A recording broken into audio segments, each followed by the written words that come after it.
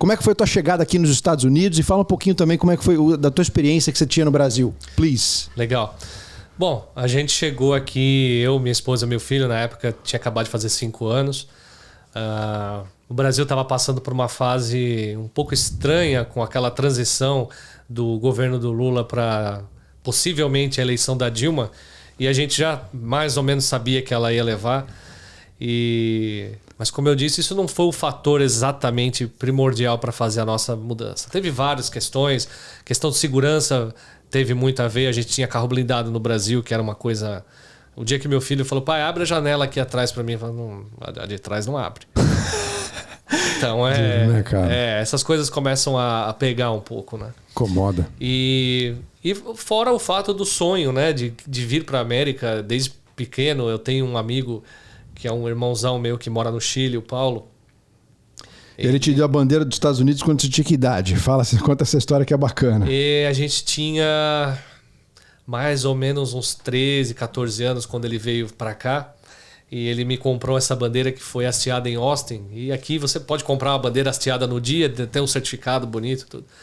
E eu tinha essa bandeira no quarto, sempre tive. E hoje ela está no meu escritório, até a mesma bandeira. Tá lá, velhinha, mas tá lá, é a mesma.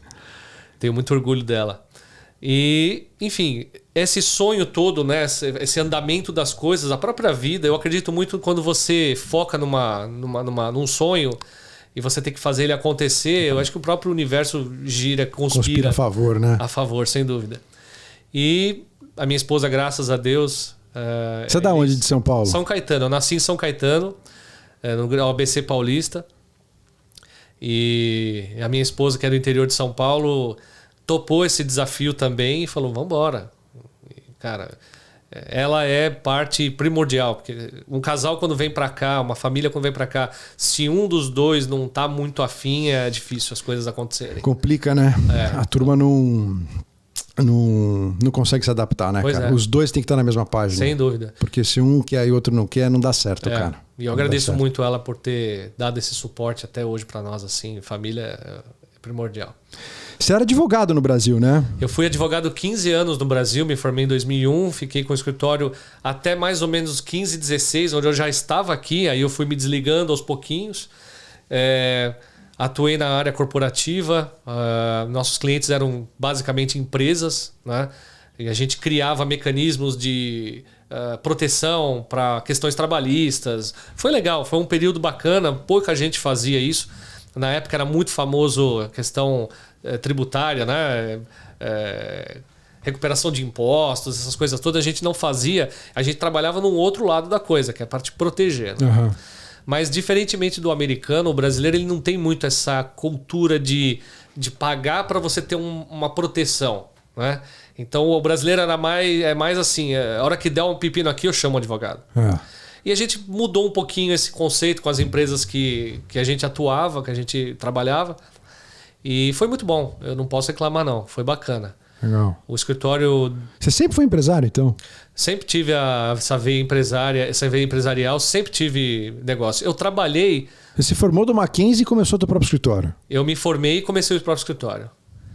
Então, mas assim, antes de me formar, eu trabalhei para uma empresa que era uma administradora de condomínios em São Paulo, na Avenida Paulista.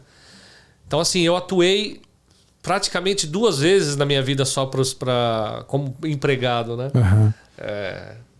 Foi bom também, foi um período que a gente aprende bastante, mas foi legal. E aí, depois de ter sido advogado por tanto tempo, a gente planejou essa vinda para cá. A gente veio com visto de estudante para os Estados Unidos, que é uma forma de você vir para cá. Você sempre estudou inglês antes de vir para cá? Cara, eu comecei a fazer inglês aos 7 anos. E eu lembro até hoje, a minha mãe... Eu ia de bicicleta, morava em São Caetano, e a escola chamava Pick and Blue Freedom. Sim. Uma escola pequenininha, né? Nem existe mais essa marca lá. E a minha mãe falava assim, um dia você vai precisar. Aprende, né? Aí eu botava os caderninhos assim embaixo da camisetinha, pegava a bicicletinha e ia, cara. Então, assim, hoje é impensável, né? Você deixar um filho pequeno sozinho. Não era pertinho de casa, né? Cara, mas sempre tive facilidade com línguas, então eu gostava muito. Legal. Sempre gostei. E aí foi dando certo, cara. Tanto é que nessa minha fase de advogado para empresário no Brasil, foi por conta do inglês também. Um dos meus clientes na época me convidou para ir para a China para acompanhá-lo como advogado e /tradutor, porque ele não falava inglês. E eu fui como advogado, voltei sócio.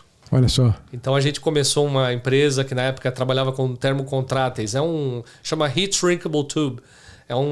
É isso aqui, ó. Esse azulzinho aqui que você aquece e ele diminui. Sei. É isso aqui. Tá. E no Brasil isso aqui não tinha muito, estava começando. A Siemens na época estava trabalhando com painéis elétricos com esse tipo de proteção.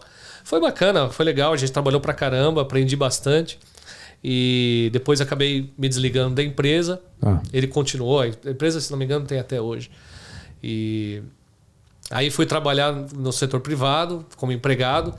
Fiquei como diretor executivo, diretor comercial de uma empresa da área de tratamento de água efluente em São Paulo. Mas sempre...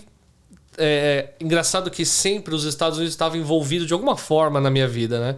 Quando eu entrei para essa empresa, por exemplo, eu fiquei pouco tempo lá, fiquei uns 2 anos. Foi a tua primeira empresa como funcionário, imagino, não é isso? A segunda. A primeira eu trabalhava ainda, eu estudava ainda direito, então foi meio que um estágio numa empresa. Mas essa empresa, quando foi essa experiência já foi como um cargo de diretoria dessa empresa, acontecia de ter que viajar para os Estados Unidos. Tá. Então tava sempre alguma coisa lá apertando, sabe? Falando, olha, eu acho que é para lá.